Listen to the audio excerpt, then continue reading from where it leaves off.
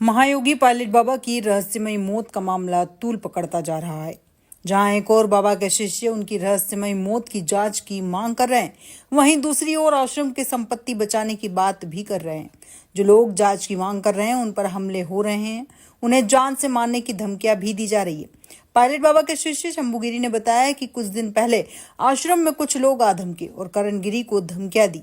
आपको बता दें कि पायलट बाबा आश्रम धर्मनगरी हरिद्वार ही नहीं, उत्तराखंड और सासाराम आश्रम के साथ साथ मध्य प्रदेश से लेकर राजस्थान, अब काठमांडू में भी आश्रम की जमीन बेचने की बातें सामने आ रही है, जिन पर बाबा की संदिग्ध मौत के आरोप लगाए जा रहे हैं। कहा जा रहा है कि वे ही लोग आवाज उठाने वालों को धमका रहे हैं और जुबान बंद रखने की बात कह रहे हैं। बाबा के जो शिष्य बाबा के लिए न्याय की मांग कर रहे हैं, अब उन्हें अपनी जान का खतरा भी नजर आ रहा है। हाँ देखिए, एक चीज़ समझने की बात है और ये इम्पोर्टेंट चीज़ है, समझना ज़रूरी है।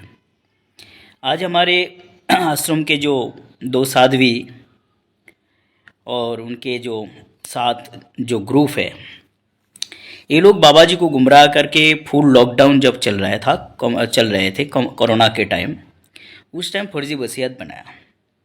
तो हम लोग चैलेंज किया इस वसीयत को, जे फुल लॉकडाउन था तो कैसे रजिस्ट्रेशन हुआ। नंबर 2, ये लोगों को पता है जो हमारे पास जो दस्तावेज़ है वह फर्जी है, तो ये लोग किसी को नहीं दिखाता है। स्पेशल आईबी से कोई लोग आ जाए, कोई ऑफिस में, कोई नहीं दिखा रहा है। और ये लोगों को पता है इस आश्रम को हम लोग कब्जा ज़्यादा दिन नहीं रख पाएंगे, तो इसी कारण ये लोग क्या किया, गुंडे तत्व के जो लोग हो जिनका मेंटालिटी क्राइम है, ऐसा गुंडा तत्व के कुछ लोगों को आश्रम के अंदर एंट्री कर दिया। और ये लोग आश्रम को 10-15 लोग, और गेट पर भी यही लोग बैठते हैं, जो 5 रुपया के जो पर्ची अर्थात भिक्षा जो बाहर से यात्री आते हैं यही लोग लेते हैं। तो सोचिए, ये जो लोकल गुंडे लोग हैं, ये लोगों को पूछोगे तो कोई हिंदू संगठन व हिंदू दल का नाम लेता है। तो आज इसलिए मैं कह रहा हूँ, ये लोग इसलिए ये हिंदू दल हिंदू संगठन का नाम लेता है क्योंकि इनका जो मेंटालिटी है क्राइम मेंटालिटी है। ओम नमो नारायण। मैं शंभुगिरी, शिष्य महायोगी पायलट बाबा जी, हरिद्वार आश्रम। आज की घटना क्या हुई कि 3-4 दिन पहले मैं ऋषिकेश गया था, तो मेरे को पता चला कि 10-15 लड़के, 15-20 लड़के इधर आते हैं, मेरे कमरे तक जाते हैं और नाम पूछते हैं। फिर वो धमकी देते हुए नीचे आते हैं। करणगिरी से भी मिले थे वो, तो बोलते हैं हम उठा लेंगे, हम ये कर देंगे, हम ये कर, मतलब ऐसी ऐसी धमकी देने लगे मेरे को। तो फिर करणगिरी ने मेरे को फ़ोन किया, बोले ऐसे ऐसे कुछ लड़के आए हैं बाहर से। कौन है? बजरंग दल वाले हैं, RSS वाले हैं। क्योंकि ये बैठा इधर, क्या नाम इसका, तोमर, ये था उस दिन, और एक सरदार है इनके साथ, दिलप्रीत क्या नाम उसका, करणगिरी को पता है। तो उस दिन ये आए थे 10-15 लड़के लेके, लेकिन उस दिन घटना नहीं घटी क्योंकि मैं था नहीं यहाँ पे। तो आज जब मैं बाहर गया नहाने के लिए, गंगा स्नान, मेरे कुछ विदेशी मित्र आए थे उनके साथ, तो मैंने देखा वहाँ 10-15 लड़के आज जमा हुए थे, मतलब संदिग्ध।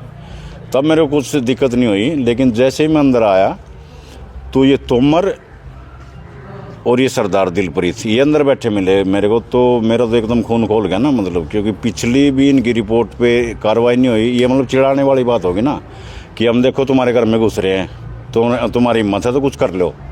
ये बार बार उकसाव हो रहा है, और डॉक्टर इनको डायरेक्शन दे रहा था। डॉक्टर तोमर को डायरेक्शन दे रहा, तोमर आगे लड़कों को डायरेक्शन दे रहा। किस पद पर है डॉक्टर? तो इधर उधर लगाने के पद पे है, इधर नाश करवाने के पद पे है आश्रम का। ये जो हमारे आश्रमों के मालिक बन के बैठे हैं, जो अब राजा बन गए हैं, बाबा जी की हत्या करके, बाबा जी को टॉर्चर करके, ब्लैकमेलिंग करके, बाबा जी का धन लूट के, बाबा जी का जो प्रॉपर्टियों को बेच के, तो वो लोग हम लोगों के लिए कह रहे हैं कि हमारे गुरु भाई जो हैं, ये चेतना श्रद्धा का जो ग्रुप है, ये कहता फिर रहा जगह जगह कि हम आश्रम को कब्जाने के लिए और संपत्ति को हथियाने के लिए, संपत्ति के लिए लड़ाई लड़ रहे हैं। कि भाइयों, हमारी लड़ाई धन संपत्ति की नहीं है, ना ही जो है कोई पद प्रतिष्ठा पाने की चाहना है हमारे अंदर के लिए हम लड़ रहे हों, ऐसा कोई हमारा विचार नहीं है।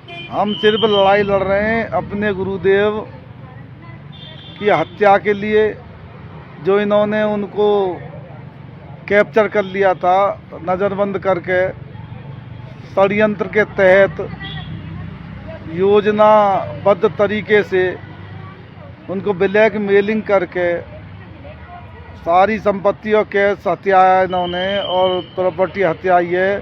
बाबा जी के जो सारी धन संपत्ति जो थी, चल अचल संपत्ति, वो सब इन्होंने हत्या ली है, ये चोर बेईमानों ने और हत्यारों ने। तो हम इनकी जो सच्चाई है वो सामने ला रहे हैं, इसके लिए हम लड़ाई लड़ रहे हैं ताकि ये सबके सामने आ जाए इन्होंने बाबा जी की हत्या की है।